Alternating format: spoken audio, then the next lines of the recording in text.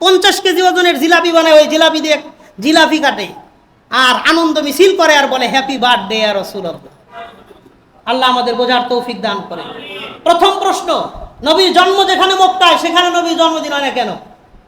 নবীর ইন্তেকাল যেখানে মদিনায়, মদিনায় নবীজির জন্মদিন পালন হয় না কেন? দুইটা কথা। 3 নাম্বার, কোনো একজন সাহাবী নবীজির জন্মদিন পালন করেন নাই কেন? আবু বকর, ওমর, ওসমান, আলী, তাদের চাইতে কি তোমার অন্তরে নবীজির ভালোবাসাটা বেশি?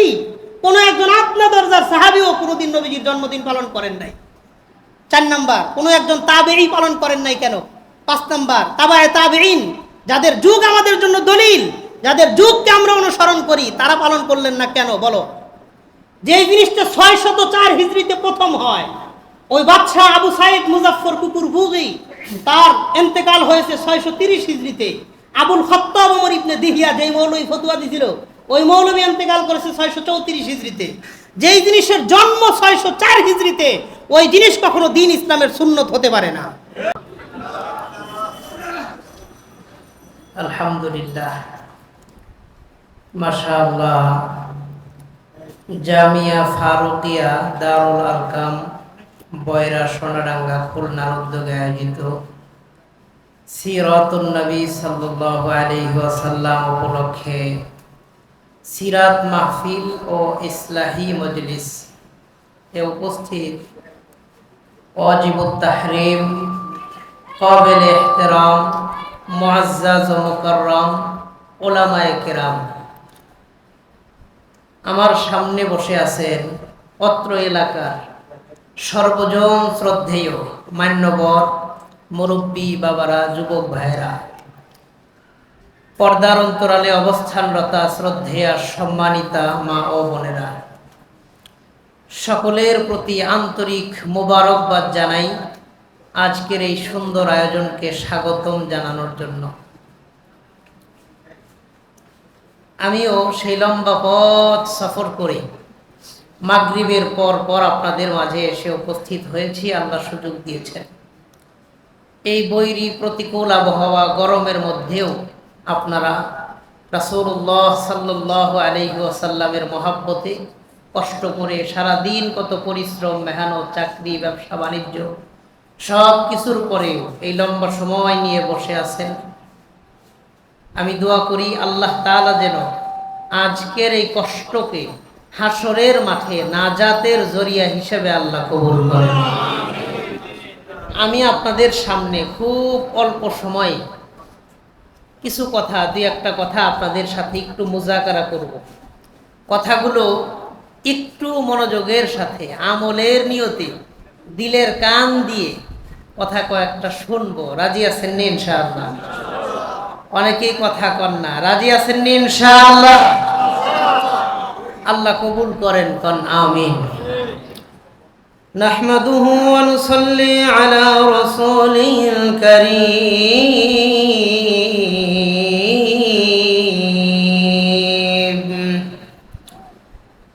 আম্মা বা'দু ফাআউযু বিল্লাহি মিনাশ শাইতানির রাজীম। বিসমিল্লাহির রহমানির রহিম।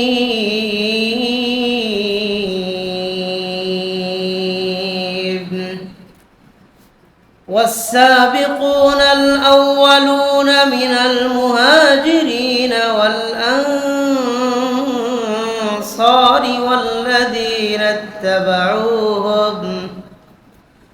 والذين اتبعوهم بإحسان رضي الله عنهم ورضوا عنه وأعد لهم جنات تجري تحتها الأنهار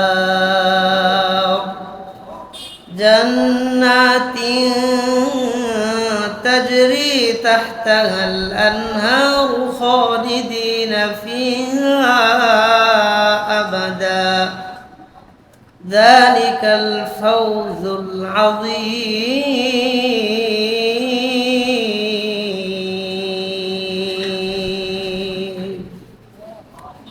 آمنت আমানতু বিল্লাহ সাদাকাল্লাহু মাওলানাল আযীম وعن أبي هريرة رضي الله تعالى عنه وعنهم أنه قال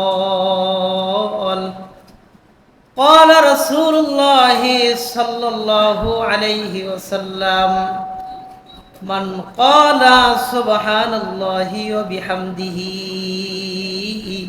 في يوم 100 مرة حطت خطاياه وإن كانت مثل زبد البحر أو كما قال النبي عليه الصلاة والسلام سبحانك لا علم لنا إلا ما علمتنا إنك أنت العليم الحكيم আলহামদুলিল্লাহ সুম্মা আলহামদুলিল্লাহ। যে মহান মালিক আমাদেরকে একটি দ্বীনি মাজলিসে আসার বসার তৌফিক দিলেন, সুযোগ দিলেন, দিল থেকে সবাই মালিকের শুকরিয়া আদায় করে জবান খুলে সকলে পড়ি আলহামদুলিল্লাহ। মোহতারাম সামেঈন, আমি আপনাদের সামনে কোরআনে কারীম সূরা আত-তাওবাহ এর 100 নম্বর আয়াত 100 নম্বর আয়াত, একটা আয়াত আপনাদের সামনে তিলাওয়াত করেছি। শুরু থেকেই একটু মনোযোগ দিয়ে বলেন আয়াত নাম্বার কত? 100। এবং রাসূলুল্লাহ সাল্লাল্লাহু আলাইহি ওয়াসাল্লামের বহু সংখ্যক হাদিস থেকে বুখারী শরীফের 6405 6405 নম্বর হাদিস 645, এই একটা হাদিস আপনাদের সামনে পাঠ করেছি। একটা আয়াত একটাই হাদিস, একে একে দুই। এই দুইটা জিনিস সামনে রেখে কয়েকটা কথা আপনাদের সাথে মুযাকারা করব ইনশাআল্লাহ। কথাগুলো এই নিয়তে বলবো, এই উদ্দেশ্যে বলবো, এই মাকসাদে বলবো যেন আল্লাহ তাআলা প্রত্যেকটি ভালো আর আমলি কথার উপর সবার আগে আমি গুনাহগারকে আল্লাহ আমল করার তৌফিক দান করেন। এরপরে ভালো আর আমলি কথাগুলোর উপরে আল্লাহ যেন আমাদের সবাই আমল করার তৌফিক দান করেন। আলোচনা প্রবেশের পূর্বে ভূমিকাতে ছোট্ট একটা কথা বলে নিই। আল্লাহ তাআলা কোরআনে কারীমের একটা আয়াতে বলেন, খুব মনোযোগ দিয়ে, আল্লাহ বলেন বিসমিল্লাহির রহমানির রহিম ওয়া ইন তাউদ্দু নি'মাতাল্লাহি লা তুহসুহা। আল্লাহ বলেন আমি এই পৃথিবীতে মানে এই দুনিয়াতে এই পরিমাণ নিয়ামত মানুষকে দিয়ে রাখছি যে পৃথিবীর সমস্ত মানুষ যদি আল্লাহর নিয়ামতগুলাকে একটা একটা করে গণনা শুরু করে কিয়ামতের সুবহে সাদেক পর্যন্ত গুনতে পারবে, আল্লাহর নিয়ামতের তালিকা গণনা করে কখনো শেষ করতে পারবে না। তাহলে এই আয়াত থেকে আমি আপনি জানলাম দুনিয়াতে আল্লাহ তাআলার নিয়ামতের সংখ্যা কত? বলেন অগণিত। কত?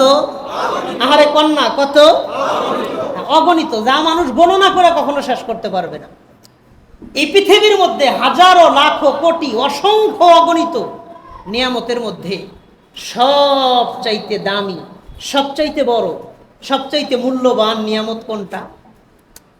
এই আয়াতের ব্যাখ্যায় রাইসুল মুফাসসিরিন আব্দুল্লাহ ইবনে আব্বাস রাদিয়াল্লাহু আনহুমা তিনি বলেন, তাফসীরে ইবনে কাসিরের মধ্যে আল্লামা ইমাদুদ্দিন ইবনে কাসির রাহিমাহুল্লাহ তিনি উল্লেখ করে বলেন যে সারা পৃথিবীর মধ্যে কোন নিয়ামতটা সবচেয়ে বড়, কোন নিয়ামতটা সবচেয়ে দামি, সবচেয়ে মূল্যবান কোনটা? তিনি বলেন ওয়া ইন্না মিন আকবারি নিআমিল্লাহি সুবহানাহু ওয়া তাআলা ওয়া হুয়াল ঈমান।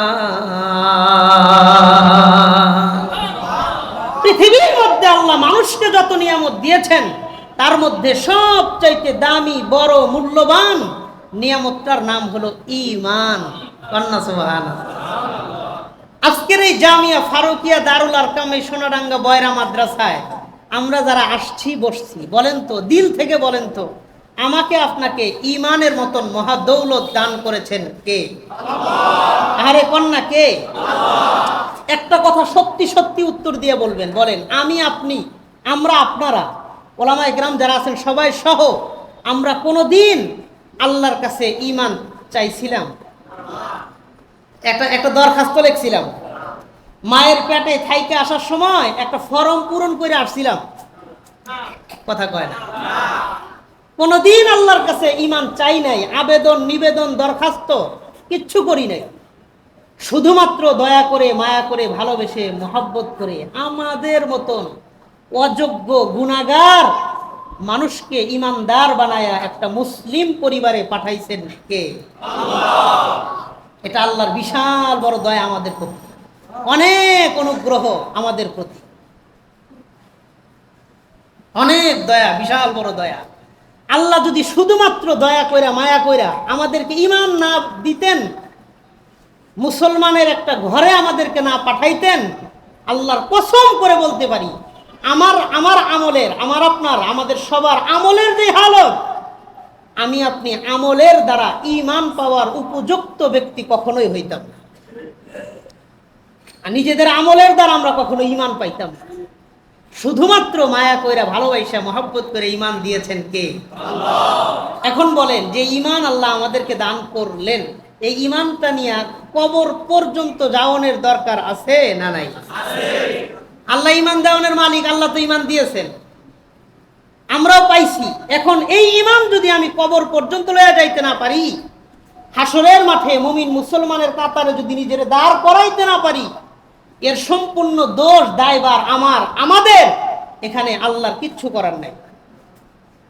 কথা বলেন, আল্লাহ তো ঈমান দিছিলেন, আমি নিয়ে যাইতে পারি নাই, দোষ তো আমার, এই দোষ তো আমার। আল্লাহ দেওয়ানের মালিক দিছেন, আমি পাওয়ানের মালিক পাইছিও, আমি নিয়ে যাইতে পারি নাই, এই দোষ তো আল্লাহ তাআলার না। আল্লাহ ইয়াযু বিল্লাহ, এই দোষটা তো আমার, আমি ঈমানের পথে চলতে পারি নাই। আল্লাহ যদি ঈমান না দিতেন, আমি পাই নাই, তো আমি লয়া যামু কোত্থেকে? কিন্তু আল্লাহ তো দিয়েছেন। কোনো ব্যক্তি কোনো জিনিস পাওয়ার পরে যদি বাড়ি পর্যন্ত নিয়ে যাইতে না পারে, ওই জিনিসের আফসোস বেশি থাকে। যেমন আমি একটা উদাহরণ দিয়ে আমি মূল আলোচনার ভিতরে ঢুকে যাব। আপনাদের খুলনা মাছ ভিত্তিক এলাকা, মাছের চাষ বেশি, তো এই উদাহরণ দিলে আপনারা বুঝবেন ভালো। এক ব্যক্তি নদীতে গেছে মাছ ধরতে, একটু মনোযোগ দিয়ে উত্তর দিয়েন, কি ধরতে? অনেকক্ষণ চেষ্টা করছে, কোনো মাছ পায় নাই, খালি হাতে বাড়িতে ফেরত আসছে, মনটা একটু খারাপ, এত চেষ্টা করলাম কোনো মাছ পাইলাম না। তো বাড়িতে এসে চুপচাপ বসে আছে। কিছুক্ষণ পরে পাশের বাড়ি থেকে আর এক লোক গেছে মাছ ধরতে, লগের ঘর থেকে আর একজন গেছে মাছ ধরতে। সে অল্প সময় চেষ্টা করে বড় একটা আয়ের মাছ ধরেছে। কি মাছ? কথা কয় না, কি মাছ? আয়ের মাছ। কিও আয়ের মাছ কি দুর্বল না শক্তিশালী? কাঁটাগুলো নরম না শক্ত? তো বড় আয়ের মাছটা ধরে যখন পানির উপরে উঠাইছে, সাদা ধবধবা মাছটা দেখে মনটা খুশি হয়েছে, মাশাআল্লাহ এত সুন্দর মাছ। এই হাসির আওয়াজে মাছ একটা ঝ্যাংটা টান দিয়ে সুইটা গেছে গা। এই ব্যক্তিও কিছুক্ষণ পরে খালি হাতে বাড়িতে আসছে। বুঝে থাকলে বলেন, আগের ব্যক্তিও খালি হাতে আসছে, এই পরের লোকটাও খালি হাতে আসছে। আগের লোকের তুলনায় এই পরের লোকের আফসোস কম হবে না বেশি হবে? তো আগের জন খালি হাতে আসছে, এই ব্যক্তিও খালি হাতে আসছে, ফলাফল সমান, দুইজনেরই খালি হাত, মাছ নাই। পরের লোকের আফসোস বেশি হবে, তার কারণ কি? হ্যাঁ, আচ্ছা, অনেকে অনেক রকমের কথা বলছেন, মূল বক্তব্য একটাই, হুজুর এই লোকের মনের মধ্যে একটা আফসোস, আহারে আমি তো পায়াও পাইলাম না, আমি তো ধৈর্যও ধরে রাখতে পারলাম না, আমি তো পায়াও বাড়িতে নিয়ে যাইতে পারলাম না। কথা কোন ঠিক কিনা? এমনই ভাবে আল্লাহ তাআলা আমাকে আপনাকে একটা মুসলিম পরিবারে ইমানদার হিসেবে, মুসলমান হিসেবে দুনিয়াতে পাঠিয়েছেন। আমি যদি এই ইমানের পথে চলে ইমানটাকে কবর পর্যন্ত নিয়ে যাইতাম না পারি, হাসরের মাঠে আমার আপনার আফসোস কম হবে না বেশি হবে? আফসোস বেশি হবে, আফসোস কম হবে না। এই জন্য ঈমান নিয়ে কবরে যাব, বলেন ইনশাআল্লাহ। আল্লাহ আমাদেরকে যে ঈমান দিয়েছেন এটা শুকরিয়া আদায় করা, এটাই পৃথিবীর সবচেয়ে দামি, সবচেয়ে মূল্যবান নিয়ামত। কিন্তু এই ঈমানের কদর করতে গিয়ে আমরা বাংলাদেশের মানুষজনেরা, পাকিস্তান, ইন্ডিয়া, কাশ্মীর, এই উপমহাদেশীয় অঞ্চলের মানুষেরা কিছু কিছু ক্ষেত্রে বাড়াবাড়ির সামিল হই, কিছু কিছু ক্ষেত্রে সারাসারির সামিল হই। অনেক সময় যেটা করা উচিত না সেটা করতেছি, অনেক সময় যেটা করা দরকার সেটা ছাড়তেছি। কথা বলেন, দুনো রকমের বিষয় দিয়ে আমাদের মধ্যে আছে। এই জন্যই ডক্টর আব্দুল্লাহ জাহাঙ্গীর রাহিমাহুল্লাহ, আপনাদের পরিচিত মানুষ, চেনেন সবাই, তিনি একটা কথা বলতেন যে আমাদের ধর্মীয় আবেগ বেশি, ধর্মীয় জ্ঞান কম। কথা বলেন, আমরা ধর্মের কথা শুনলে আবেগটা খুব বেশি, এটা কতটুকুন সঠিক, কতটুকুন ব্যাঠিক, যাওয়াটা উচিত হবে কিনা, করাটা শরীয়তের দৃষ্টিতে কি বলে, না আমার আবেগে সাপোর্ট করছে মানে এটাই সবচেয়ে বড় দলিল, এটা শরীয়ত কি বলছে এটা পরে দেখা যাবে। এটা আমাদের মন মানসিকতা, এখান থেকে আমাদের বের হতে হবে। কেন বললাম? অনেক মানুষ আমরা আবেগে মানুষে বলে যাহারে এত যুগ পরে আমি দুনিয়াতে আসলাম, রবিউল আউয়াল মাস আসলে অনেকে আবেগে বলে যদি নবীজির যুগে আসতে পারতাম কতই না ভালো হইতো, নবীজিরে দেখতে পারতাম, আবু বকর রাদিয়াল্লাহু আনহুকে দেখতে পারতাম, হযরত ওমরের পিছনে নামাজ পড়তে পারতাম, রসুলের পিছনে নামাজ পড়তে পারতাম, এক দস্তরখানে বসে খানা খাইতে পারতাম, নবীজির দর্শে বসতে পারতাম। কত আবেগ! আপনার আবেগকে আমি সম্মান জানাই, তবে আমার আপনার ব্যাপারে আল্লাহ তাআলা যে সিদ্ধান্ত এবং ফায়সালা নিয়েছেন এটাই সঠিক, তিনি বুঝে শুনেই সিদ্ধান্ত নিয়েছেন। হুজুর কেমনে আরেকটু বুঝায় দেন বলি। দেখেন, নবীজি সাল্লাল্লাহু আলাইহি ওয়াসাল্লামকে পাওয়া এটা সফলতার দলিল নয়, ঈমান পাওয়া সফলতার দলিল। যেমন পৃথিবীতে বহু মানুষ রাসূল সাল্লাল্লাহু আলাইহি ওয়াসাল্লামকে পাইছে, ঈমান পায় নাই। আবু জেহেল নবী পাইছে, ঈমান পায় নাই। আমি আপনি নবী পাই নাই, ঈমান পাইছি। কথা বলেন, আমার আপনার কারো জানা নাই যে আমি নবীর যুগে আসলে আবু জেহেলের কাতারে থাকতাম না আবু বকরের কাতারে থাকতাম, এটা আমারও জানা নাই, আপনারও জানা নাই। এমন হয়তো আমি নবীরে পাই আবু জেহেলের কাতারে চলে গেছি, কিন্তু নবী পাই নাই, আমি আবু বকরের কাতারে আছি। কথা বলেন, এটা এখানে দিতে হবে।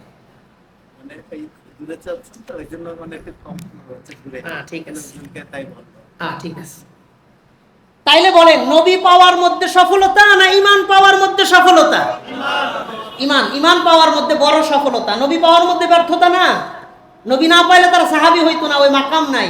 আমি আপনি মৃত্যু পর্যন্ত ইবাদত করলে সাহাবীর মর্যাদায় যাইতে পারবো না, সব কথা ঠিক, কিন্তু মূল মানদণ্ড হলো ঈমান। আলহামদুলিল্লাহ, আল্লাহ আমাদেরকে বিনা চাওয়ায়, বিনা দরখাস্তে, বিনা আবেদনে এমন একজন নবীকে দিয়েছেন যে নবী পৃথিবীতে আগমনকারী প্রত্যেকটা নবীর চাইতে মর্যাদাবান, ক্ষমতাবান এবং সম্মানিত। এমন একজন নবী আমাদেরকে দিয়েছেন, এমন একজন নবীর উম্মত হিসেবে আল্লাহ আমাকে কবুল করেছেন, আমাদের সবাইকে কবুল করেছেন। বলেন আলহামদুলিল্লাহ। এখন বলতে পারেন হুজুর এটা তো আপনার দাবি, আমাদের নবী পৃথিবীর সমস্ত নবীদের শ্রেষ্ঠ। যদি মুসা নবীর উম্মত হইতো তিনি মুসা নবীর শ্রেষ্ঠ বলতেন, যদি ইব্রাহিম আলাইহিস সালামের উম্মত বয়ান করতো তিনি ইব্রাহিম নবীকে শ্রেষ্ঠ বলতেন না। চলে একটা হাদিস দিয়ে এই ব্যাপারে আমরা শুনি। আমি আমার মূল আলোচনায় দুইটা হাদিস বলবো, দুইটা করণীয়র কথা আমরা বলবো। একটা হাদিস একটু লম্বা, তবে একটু মন দিয়ে শুনবো, বলেন ইনশাআল্লাহ। বুখারী শরীফের ৭০৪৭ নাম্বার হাদিসের বর্ণনা। তাহলে আজকের আলোচনায়, আমাদের মূল আলোচনায় হলো আমরা ঈমান নিয়ে মরতে চাই, ঈমানকে কবরে নিয়ে যেতে চাই।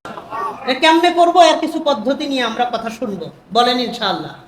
বুখারী শরীফের ৭০৪৭ নাম্বার হাদিসের বর্ণনা, 7447, এই ৭০৪৭ নাম্বার হাদিস। হযরত আনাস রাদিয়াল্লাহু আনহু তিনি বর্ণনা করেন, খুব মন দিয়ে শুনবেন। وعن أنس رضي الله تعالى عنه وعنهم أنه قال يحبس المؤمنون يوم القيامة। হযরত আনাস রাদিয়াল্লাহু তাআলা আনহু থেকে বর্ণিত, নবীজি সাল্লাল্লাহু আলাইহি ওয়াসাল্লাম বলেন ইউহবাসুল মুমিনুনা ইয়াউমাল কিয়ামাহ, কিয়ামতের দিন সমস্ত মুমিন মানুষেরা যখন হিসাবের ময়দানে দাঁড়াবে, আল্লাহ তাআলার সামনে হিসাবের মাঠ যখন কায়েম হবে, সব মুমিন মুসলমানরা হিসাবের জন্য যখন দাঁড়াবে, ওয়া কুল্লু উম্মাতিন জাসিয়া, সব মানুষ অত্যন্ত ভয়ঙ্কর পরিস্থিতির সাক্ষী হবে। কঠিন একটা পরিস্থিতি তারা ওই ময়দানে পার করতে থাকবে। একজন আর একজনের কাছে ছুটাছুটি করতে থাকবে। ময়দানের মধ্যে কারো হাঁটু পরিমাণ, কারো কোমর, কারো বুক পরিমাণ। ওয়ামিনহুম মাইয়ুলজিমুহু ইলজামা, কেউ বা হাসরের মাঠে তার ঘামের মধ্যে তারা হাবুডুবু খাইতে থাকবে। এমন সময় কিছু মানুষ একসাথে বসে পরামর্শ করবে, পরামর্শ করে সিদ্ধান্ত নিবে, লাউ ইস্তাশফানা ইলা রাব্বিনা ফায়ুরিহানা মিন মাকানিনা হাযা, আরে আমাদের মধ্য থেকে কোনো একজন মানুষ যদি আল্লাহ তাআলার কাছে একটু সুপারিশ করতেন, তাইলে আমাদেরকে আল্লাহ তাআলা এই ময়দান থেকে সরায়া অন্য একটা ময়দানের ব্যবস্থা করে দিতেন। চলো আমরা নেককার মানুষ তালাশ করতে থাকি, তাদের কাছে সুপারিশের আবেদন জানাইতে থাকি। আল্লাহ যদি কারো সুপারিশ কবুল করে আমাদের প্রতি একটু দয়া করেন। এই সিদ্ধান্ত নেওয়ার পর ফায়াতুনা আদম, সব মানুষ আদম আলাইহিস সালামের কাছে আসবে। সর্বপ্রথম নবী, প্রথম মানুষ আদম আলাইহিস সালামের কাছে আসবে। তো ঘটনাটা কোন জায়গার? হাসরের মাঠে মুমিনরা যখন হিসাবের কাতারে দাঁড়াবে, ওই সময়ের ঘটনা এটা নবীজি বর্ণনা করতেছেন। তো এখানে শুধু মুসলমানদের কথা আছে, কাফের বেঈমানের কথা নাই। কারণ হ্যাঁ, হাসরের মাঠে শুধু মুমিন মুসলমানেরই হিসাব হবে, কাফেরদের কোনো হিসাব হবে না। এই কথাটা মনে রেখেন সবাই, এটা একটা চিকন কথা। কারণ কাফের যে বেঈমান, ওর তো হিসাব নাই, ও তো হিসাব ছাড়াই জাহান্নামী। কথা বলে না? হিসাব আছে কার? আমল আছে যার, ঈমান আছে যার। আমল কম না বেশি এটা মিলজিল করে হিসাব হবে। এখন কাফের ওর তো আমলই নাই, ওর ঈমানই নাই, ওর হিসাব কি?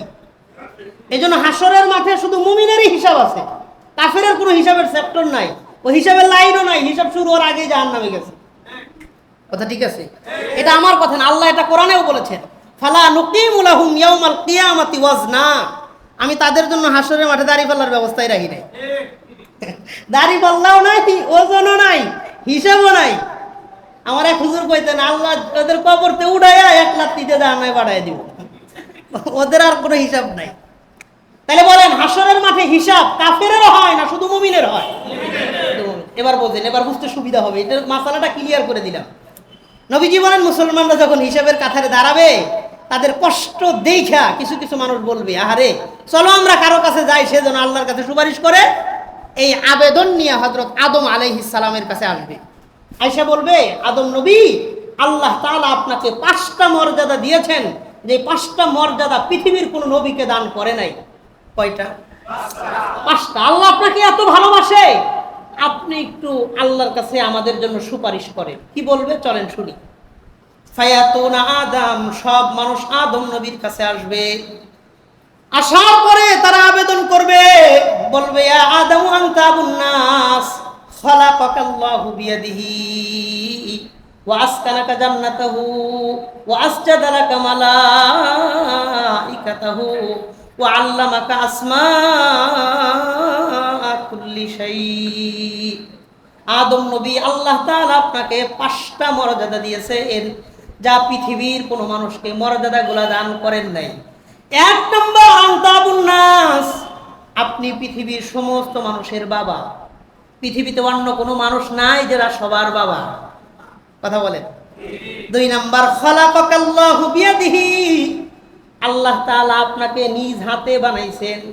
বডির মাথা থেকে পা পর্যন্ত পুরাটা আল্লাহ তাআলা বানাইছেন। পৃথিবীর অন্য কোনো মানুষকে আল্লাহ তাআলা পরিপূর্ণ রূপে বানান নাই। কেউ কোনো হাদিসে পাওয়া যায় শুধু চেহারা বানাইছেন, কোনো হাদিসে পাওয়া যায় শুধু অন্তর বানাইছেন, বাকি কাজগুলো ফেরেশতাদের মাধ্যমে কমপ্লিট করা হয়েছে। 3 নাম্বার, ও আসকানাকা জান্নাতাহু, আল্লাহ তাআলা আপনাকে জান্নাতের বাসিন্দা বানাইছেন। পৃথিবীর কোনো মানুষ জান্নাতে বসবাস করেন নাই। আমাদের নবী জান্নাতে গিয়েছেন শুধু ভ্রমণ করার জন্য, দেখার জন্য, বসবাসের জন্য না। কিন্তু আদম আলাইহিস সালাম তিনি জান্নাতে বসবাসকারী মানুষ ছিলেন। 4 নাম্বার, ওয়া আসজাদা লাকা মালাইকাতাহু,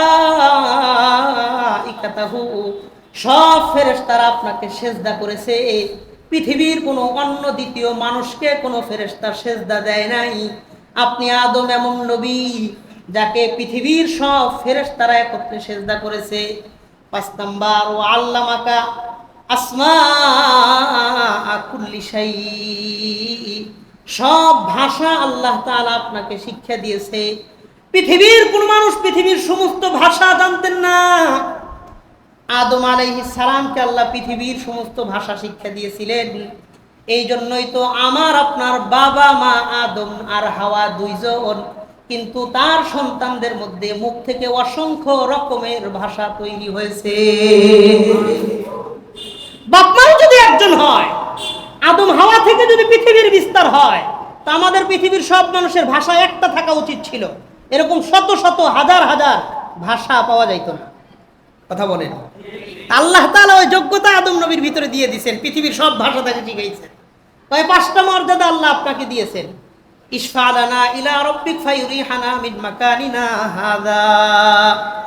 আদম নবী আপনি একটু আল্লাহ তাআলার কাছে সুপারিশ করেন, আল্লাহ যেন আমাদেরকে হাসরের মাঠ থেকে একটু সরানোর ব্যবস্থা করে দেন।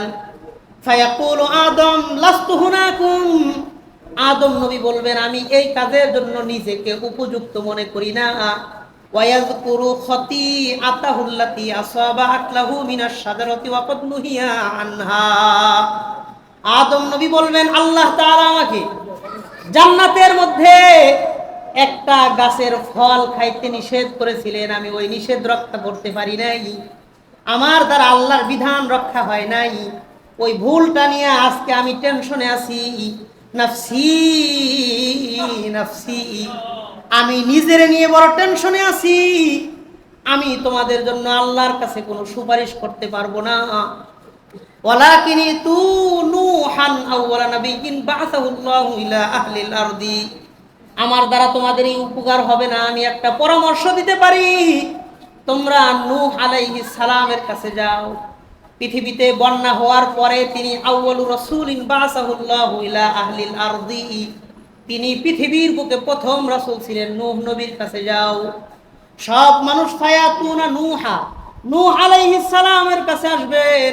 আসার পরে বলবেন আনতা আউয়ালু নাবিয়্যিন বা'সাকাল্লাহু ইলা আহলিল আরদি ইশফা লানা ইলা রাব্বিক ফায়ুরিহানা মিন মাকানিনা হাযা।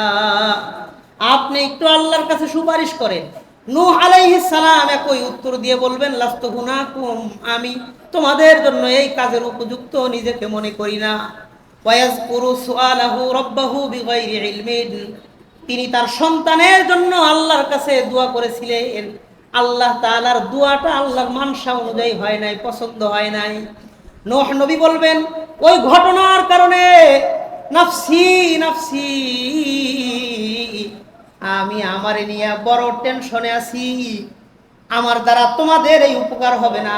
ওয়ালাকিনি তু ইব্রাহিম খলিলার রহমান, আমি তোমাদের এই উপকার করতে পারলাম না।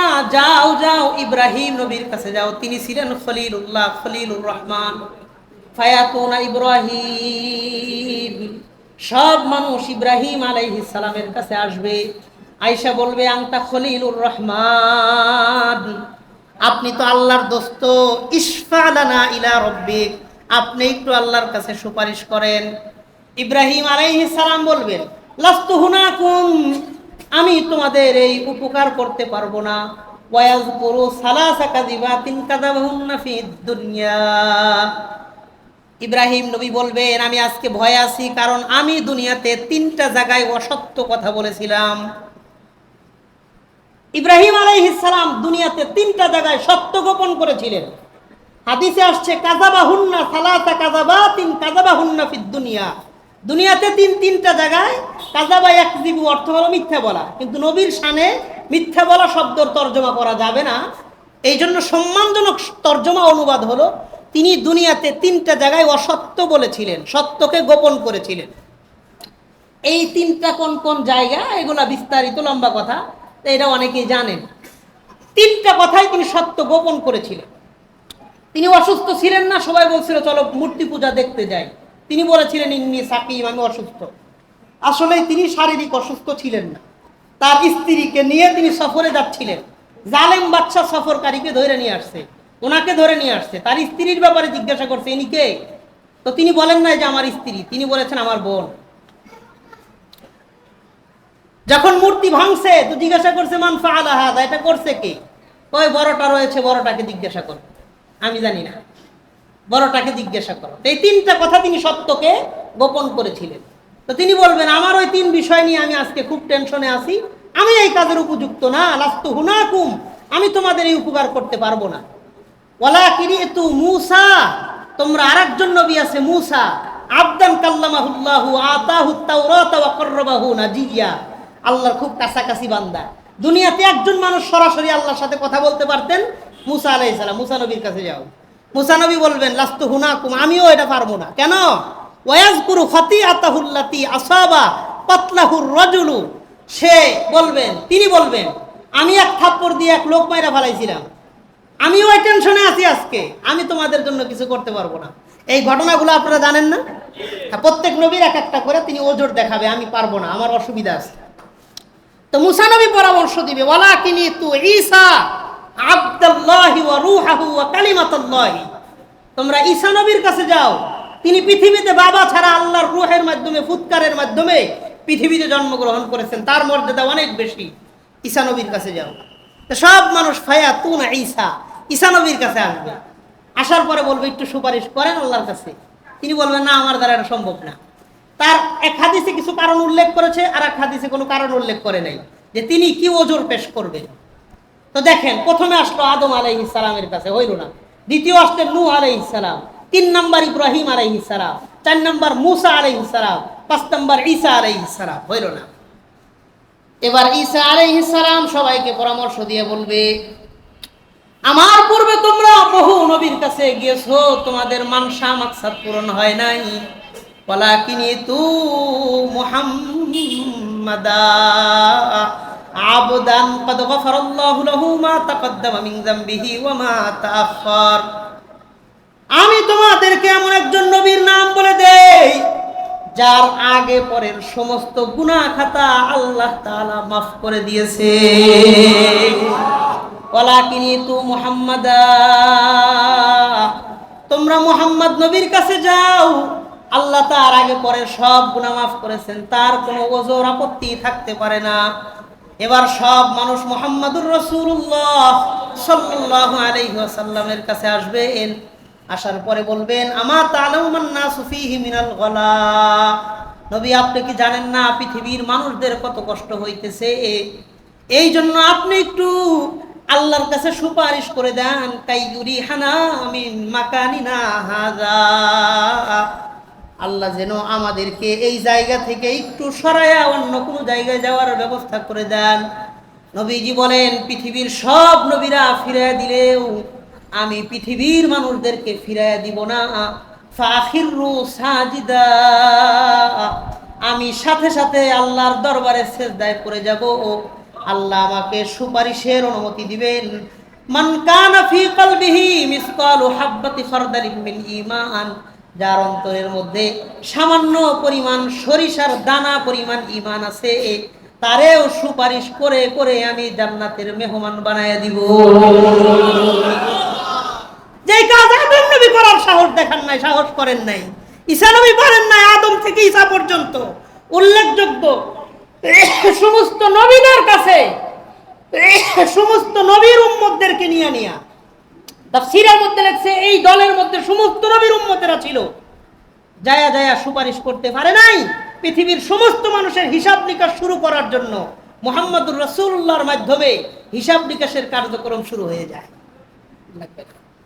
এই জন্যই তো আল্লাহ তাআলা কোরআনে কারীমের মধ্যেও বলেছেন ওমা আরসালনাকা ইল্লা রাহমাতাল লিল আলামিন, রাহমাতাল লিল মুসলিমিন বলেন নাই, বলেছেন রাহমাতাল লিল আলামিন, পৃথিবীর সমস্ত মানুষের জন্য রহমত। আদম থেকে ঈসা পর্যন্ত যত মানুষ আসছে তাদের জন্য নবীজি রহমত। রহমত দুনিয়ার ক্ষেত্রেও হয়, আখিরাতের ক্ষেত্রেও হয়। নবীর সুপারিশ ছাড়া হিসাব কার্যক্রম শুরু হবে না। মানুষের কষ্ট হতেই থাকবে। নবী সুপারিশ করে দয়া করে সবার হিসাবের ব্যবস্থা করে দিবেন। তাহলে আমাদের নবী শুধু আমাদের এই উম্মতের জন্য দয়ালু, না পৃথিবীর সমস্ত মানুষের জন্য দয়ালু? সমস্ত মানুষের জন্য। এই জন্য রহমাতাল্লিল মুসলিমিন আল্লাহ বলেন নাই, বলেছেন রহমাতাল্লিল আলামিন। আল্লাহ নিজের ক্ষেত্রে বলেছেন রব্বুল আলামিন, আর রাসূলের ক্ষেত্রে বলেছেন রহমাতুল্লিল আলামিন। মানে আল্লাহ পৃথিবীর যেই যেই জায়গার জন্য আল্লাহ, আমাদের নবী পৃথিবীর ওই ওই জায়গার জন্য রাসূল। কথা বলেন, এটাই হলো রব্বুল আলামিন আর রহমাতুল্লিল আলামিন। দুই শব্দের তাওয়াজুন, দুই শব্দের বাস্তবিক অর্থ। আল্লাহ পৃথিবীর সব জায়গার জন্য আল্লাহ, আমাদের নবী পৃথিবীর সমস্ত জায়গার জন্য নবী। কথা বলেন, আল্লাহ এমন একজন নবী উম্মত হিসেবে আমাদেরকে পাঠাইছে। নবীজি ওই দিন সুপারিশ করবে, এবং সুপারিশ করবে শুধুমাত্র গুনাহগার উম্মতের জন্য। নেককার উম্মতের জন্য নবী সুপারিশ করবেন না। যারা গুনাহগার তাদের জন্য নবী সুপারিশ করবেন। হুজুর এটি কি উল্টাপাল্টা কইতেছেন? না, উল্টাপাল্টা না। নবীজি বলেছেন, বুখারীর হাদিস, শাফাআতি লি আহলিল কাবাইরি মিন উম্মতি। আমার উম্মতের মধ্যে যারা কবিরা গুনার শামিল, যারা কবিরা গুনাহ করছে, তওবা করে যাইতে পারে নাই, ওই কবিরা গুনাহওয়ালা উম্মতের জন্য আমি নবীর সুপারিশ থাকবে। যাদের কবিরা গুনাহ আছে, গুনাহগার, তাদের জন্য নবী সুপারিশ করবে। নেককারের জন্য কোনো সুপারিশ নাই। হুজুর কথাটা উল্টা হয়ে গেল না? না না, উল্টা না। কারণ কি? আরে সুপারিশ কার প্রয়োজন হয়? যার নামে মামলা আছে ওর সুপারিশ প্রয়োজন হয়, যার মামলা নাই ওর সুপারিশের প্রয়োজন হয় না। কথা বলেন। আরে থানায় যার নামে মানুষ সুপারিশ করতে হয়, আর যে তার আমল ইমান দিয়ে পার পায়ে গেছে তার তো সুপারিশ লাগে না। কথা বলেন। এই জন্যই নবী বলেছেন, শাফাআতি লি আহলিল কাবাইরি মিন উম্মতি। আমার উম্মতের মধ্যে যারা আটকে যাইব গুনার কারণে, আমি তাদেরকে সুপারিশ করে পার করে দিব। বলেন, আমরা এখানে যারা আছি আমাদের গুনাহ নাই? গুনাহ আছে। নবীর শাফাআত পাইতে চান কারা কারা? একটু দেই ইনশাআল্লাহ। আসলেই চাননি? সত্যি সত্যি চাননি? আমি গুনাহগার। নবী বলেছেন, মুসাফিরের দোয়া কবুল। আল্লাহ, আমরা আজকে যে ময়দানে একসাথে বসেছি, হাসরের মাঠে জান্নাতুল ফিরদাউসে আমাদের সবাইকে একই মজমায় বসার জন্য কবুল করে নেন। নবীজির শাফাআত পাবে কারা, পাবে না কারা? নবীজি সাল্লাল্লাহু আলাইহি ওয়াসাল্লাম বলেছেন, 4 শ্রেণীর মানুষ আমার শাফাআত পাবে, আর পৃথিবীর 4 শ্রেণীর মানুষ আমার শাফাআত পাবে না। সুন্দর বিষয়। 4 শ্রেণীর মানুষ নবী বলেছেন আমার শাফাআত পাবে। 4 শ্রেণীর উম্মতের ব্যাপারে জানায় গেছে এরা আমার সুপারিশ পাবে না। বলেন, যারা পাবে তাদের কথা শুনবেন, না যারা পাবে না তাদের কথা শুনবেন? আসলেই শোনা দরকার। যে 4 শ্রেণীর উম্মত নবীজির শাফাআত পাবে, এর 2টা হাদিস সহিহ, 2টা হাদিস সনদের দিক থেকে দুর্বল। ইলমি খিয়ানত করা যাবে না, এই জন্য আমি 4টা হাদিস আপনাদেরকে শোনায় দিই। ঠিক আছে না? ইনশাআল্লাহ। হযরত আবু হুরায়রা রাদিয়াল্লাহু আনহু একদিন নবীজিকে প্রশ্ন করেছেন। ওয়া নবী হুরায়রা রাদিয়াল্লাহু আনহু قال, হযরত আবু হুরায়রা বলেন, আমি একদিন নবীজিকে প্রশ্ন করেছি, মান আসআদুন নাসি বিশাফাআতিকা ইয়াউমাল কিয়ামাহ। নবীজি, কিয়ামতের দিন আপনি কোন মানুষকে সবার আগে সুপারিশ করবেন? অনেক মানুষকে আপনি, দুনিয়ার বহু মানুষের জন্য আপনি সুপারিশ করবেন, তবে কোন মানুষের জন্য সবার আগে সুপারিশ করবেন? নবীজি বললেন, আমি জানতাম আবু হুরায়রা তুমি আমাকে এমন প্রশ্ন করবা। শোনো, আসাদুন নাসি বিশাফাআতি ইয়াউমাল কিয়ামাহ মান কানা কলবুহু মুআল্লাকান বিলা ইলাহা ইল্লাল্লাহ। যে ব্যক্তি দুনিয়াতে বেশি বেশি লা ইলাহা ইল্লাল্লাহ এই জিকিরটা, এই কালিমাটা বেশি বেশি পড়েছে, যার এই কালিমার সংখ্যা যত বেশি, ওই লোকের জন্য আমি আখিরাতে হাসরের মাঠে সবার আগে সুপারিশ করব। লা ইলাহা ইল্লাল্লাহ এই কথা যে দুনিয়াতে যত বেশি বলবে, নবী বলেন তার জন্য আমি সবার আগে সুপারিশ করবো। এটা বুখারীর হাদিস, তিরমিজির একটা হাদিস, তার মুসলিমের একটা হাদিস, তার মুসলিম শরীফের 614 নম্বর হাদিস, 614 614 নম্বর হাদিসের মধ্যে নবীজি বলেন, ওয়ান জাবির ইবনে আব্দুল্লাহ রাদিয়াল্লাহু আনহু قال, জাবির ইবনে আব্দুল্লাহ বলেন, قال النبي সাল্লাল্লাহু আলাইহি ওয়াসাল্লাম, নবীজি বলেন, মান ক্বালা হিনা ইয়াসমাউন নিদা, যেই ব্যক্তি আযান শোনার পরে বলবে, কি শোনার পরে? আযান। নবীজি বলেন যেই ব্যক্তি আযান শোনার পরে বলবে, আল্লাহুম্মা রাব্বা হাযিহিদ দাওয়াতিত তাম্মা ওয়াস সালাতিল কাইমা আতি মুহাম্মাদানিল ওয়াসিলাতা ওয়াল ফাযিলা ওয়াবআথহু মাকামান মাহমুদানিল্লাযী ওয়া'আদতা ইন্নাকা লা তুখলিফুল মিআদ ইল্লা হাল্লাত লাহু শাফাআতি ইয়াউমাল কিয়ামাহ। নবীজি বলেন যেই ব্যক্তি আযান শোনার পরে এই দোয়াটা পড়বে, ওই ব্যক্তিকে সুপারিশ করে জান্নাতে নিয়ে যাওয়া আমি নবীজির দায়িত্ব হয়ে যায়।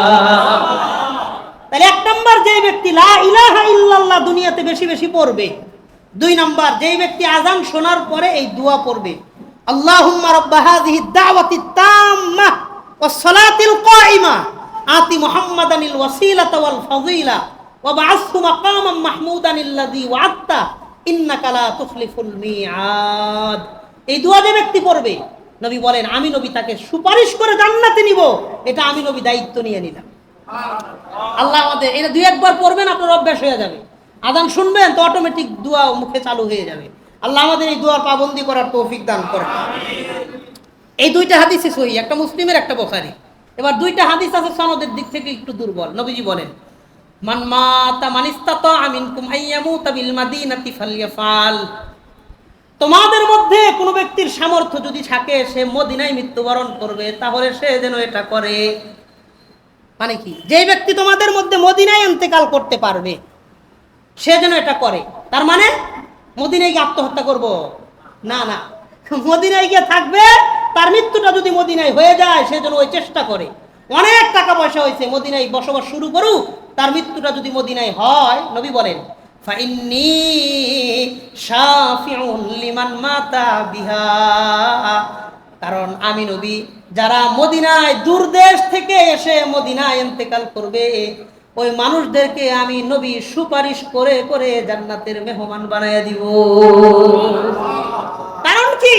মুহাদ্দিসিনে কেরামের ব্যাখ্যায় লিখেছেন, আরে যে লোকটা তার সমস্ত আত্মীয় স্বজনকে রাইখা, পরিবার রাইখা, দেশ রাইখা নবীর মায়া মহব্বত ভালোবাসা নিয়ে মদিনায় গেছে, তার জীবনের শেষ সময়টা মদিনায় কাটায়া নবীর ভালোবাসায় মদিনার মাটিকে বুকে ধারণ করেছে, নবীজি তাকে ভুলে যাবেন না।